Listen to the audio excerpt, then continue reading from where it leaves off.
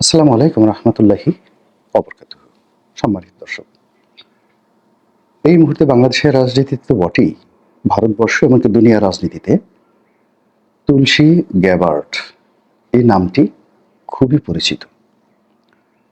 মার্কিন প্রশাসনের গোয়েন্দা দপ্তরের সর্বোচ্চ পদে কোনো ভদ্রমহিলা ইতিপূর্বে এভাবে আসেননি। এক, দুই নম্বর হলো তুলসী গ্যাবার্ড হিন্দু ধর্মের প্রতি অনুরক্ত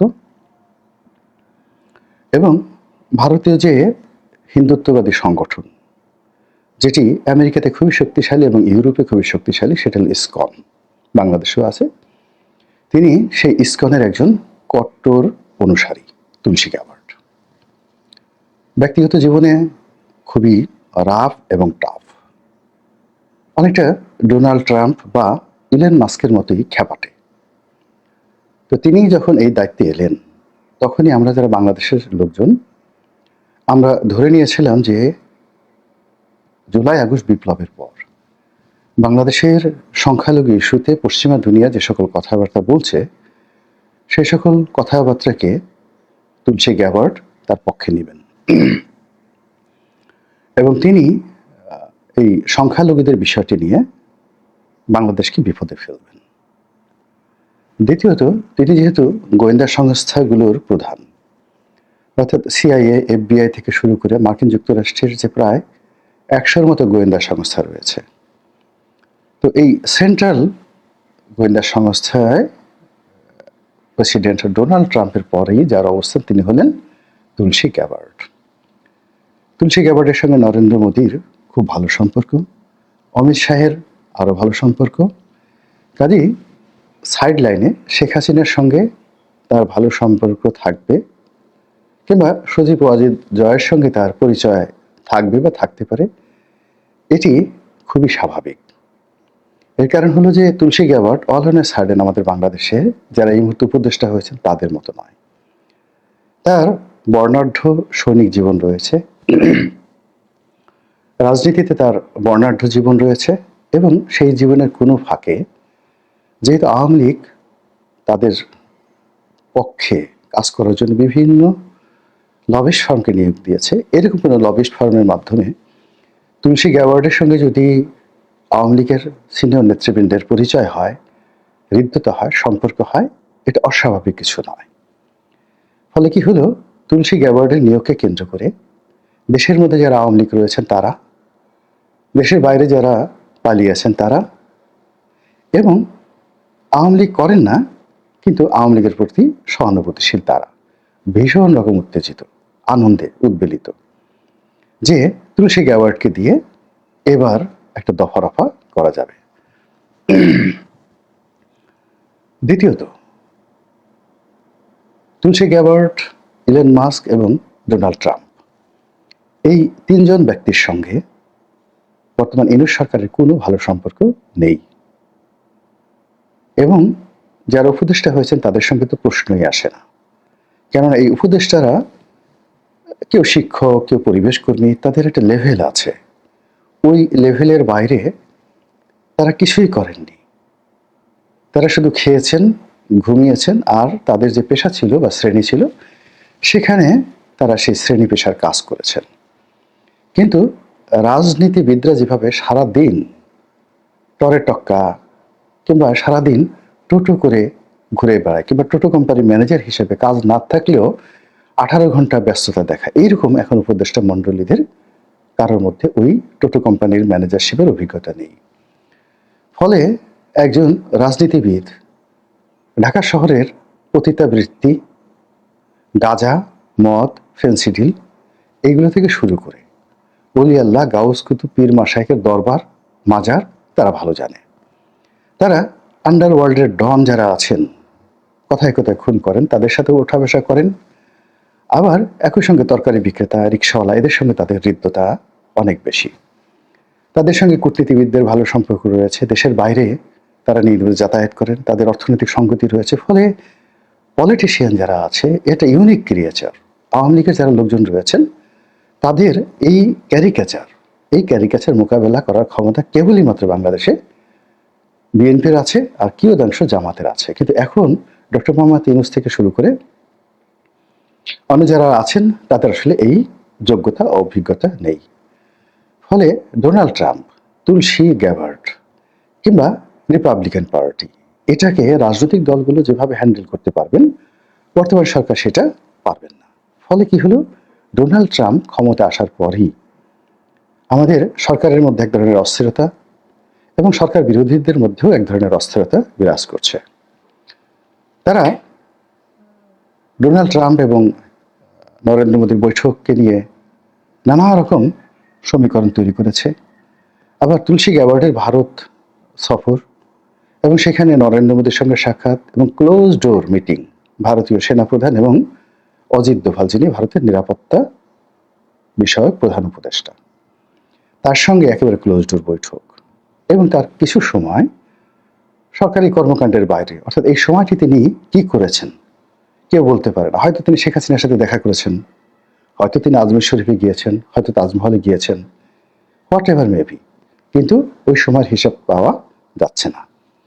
এবং বৈঠক শেষে তিনি যে বক্তব্য দিয়েছেন এটি ভারত তো বটেই, বাংলাদেশের সকল পত্রপত্রিকার একেবারে লিড নিউজ হয়েছে। তিনি বাংলাদেশের বিষয় নিয়ে গভীরভাবে উদ্বিগ্ন। এটার ইংরেজি যদি করেন আরো ডেঞ্জারাস। এক নম্বর হলো যে উদ্বিগ্ন, উদ্বিগ্ন শব্দটি বুঝতে হবে, এটা কূটনীতির ভাষা, তার সঙ্গে সঙ্গে গ্রামেটিক্যাল। তো উৎকণ্ঠা, আশঙ্কা এবং উদ্বিগ্নতা, এই তিনটার মধ্যে উদ্বিগ্ন হলো সুপারলেটিভ, সবচেয়ে বেশি।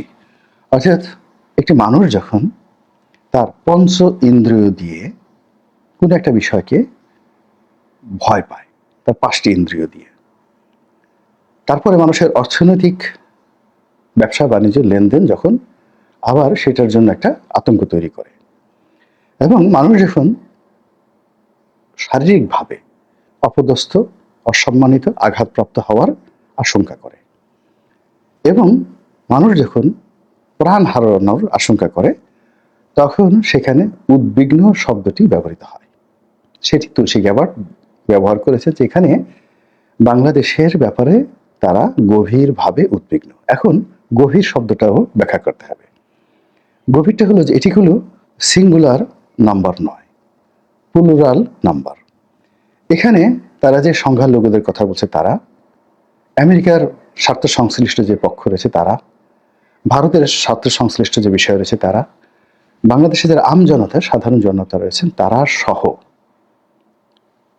সকলের ব্যাপারে সম্মিলিতভাবে এই তুলসী গ্যাবার্ড উদ্বিগ্ন। এই উদ্বিগ্নটা কালেকটিভলি বোঝানোর জন্য তিনি ব্যবহার করেছেন গভীরভাবে উদ্বিগ্ন। কূটনীতির ভাষায় এর চাইতে চপে টাকা তার থাকে না। এটি বর্তমান সরকারের জন্য একটা বিরাট আপদ, বিরাট বালা, বিরাট মুসিবত।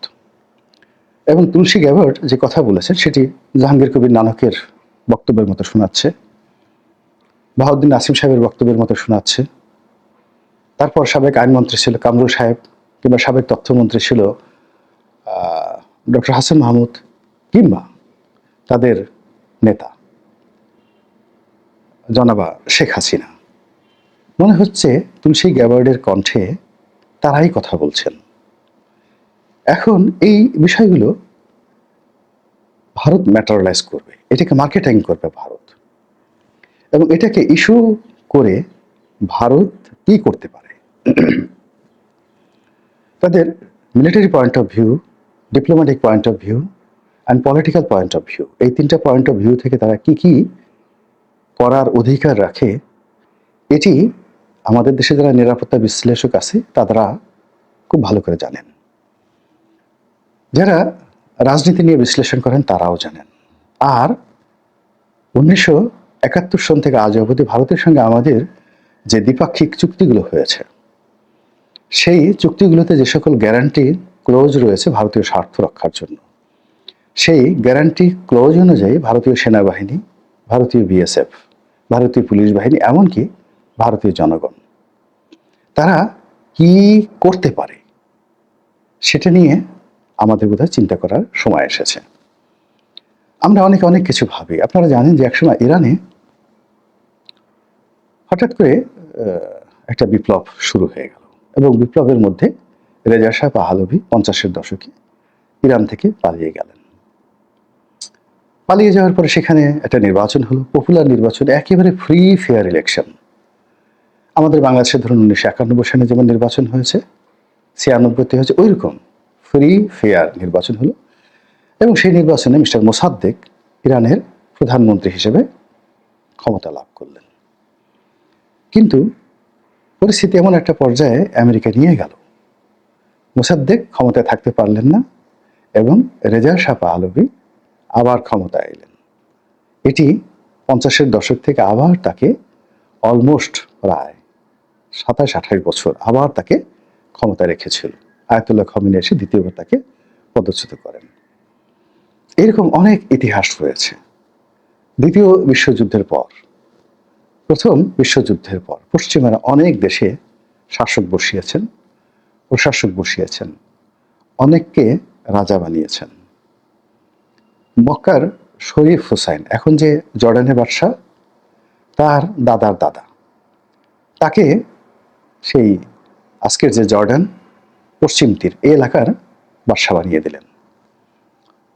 এরপর তার এক আত্মীয় ফয়সালকে ইরাকের বাদশাহ বানিয়ে দিলেন। এরকম অনেক কিছু রয়েছে। আমরা হয়তো এখানে বসে কুয়োর ব্যাঙের মতো করে লাফালাফি করছি, গালাগাল দিচ্ছি, হ্যাং করেঙ্গা, ত্যাং করেঙ্গা, ইনকিলাব করেঙ্গা, ফাটাই ফেলেঙ্গা। কিন্তু বিশ্ব রাজনীতির যে ধরন এবং প্রকৃতি, সেই প্রকৃতি এরকম যে কখনো কখনো চেঙ্গিস খানদের মতো লোক, হালাকু খানের মতো লোক, তারা তাদের কাছে যারা আশ্রয় নিয়েছে তাদেরকে এনে ক্ষমতায় বসিয়ে দিয়ে গেছেন। যেমন পাক ভারতে হুমায়ুনকে, বাদশাহ হুমায়ুনকে, তিনি দীর্ঘদিন পারস্যের আশ্রয় ছিলেন। যখন শের শাহের মৃত্যু হলো এবং তার সন্তানেরা দুর্বল হয়ে গেল, তখন পারস্যের সম্রাট সৈন্য দিয়ে, সামন্ত দিয়ে তিনি ভারতবর্ষে হুমায়ুনকে পাঠিয়ে তিনি ক্ষমতায় বসিয়ে দিয়ে গেলেন। এরকম আমি শত শত উদাহরণ দিতে পারবো। কাজে শেখ হাসিনাকে নিয়ে আপনারা যেভাবে ঠাট্টা করছেন, মস্করা করছেন, যেভাবে নাকে তেল দিয়ে ঘুমাচ্ছেন, তুলসী গ্যাবার্ডকে আপনারা যেভাবে তুলসী পাতার মতো মনে করছেন, আমি আমার অভিজ্ঞতার কারণে আপনাদের সাথে একমত হতে পারছি না। মহান আল্লাহ রাব্বুল আলামিন আমাদের সবাইকে হেদায়েত দান করুন এবং হেফাজত করুন। আসসালামু আলাইকুম ওয়া রাহমাতুল্লাহ। আসসালামু আলাইকুম প্রিয় দর্শক, আশা করি পুরো ভিডিওটি দেখেছেন এবং বুঝতে পেরেছেন। কথা বললেন আমাদের সবার পরিচিত প্রিয় মুখ জনাব গোলাম মাওলা রনি, সাবেক সংসদ সদস্য, লেখক এবং জার্নালিস্ট। আজকের এই লাইভটি আপনাদের কাছে কেমন লেগেছে অবশ্যই কমেন্টে জানাবেন। সবাই ভালো থাকবেন, সুস্থ থাকবেন। ভিডিওটি শেষ করছি। আসসালামু আলাইকুম।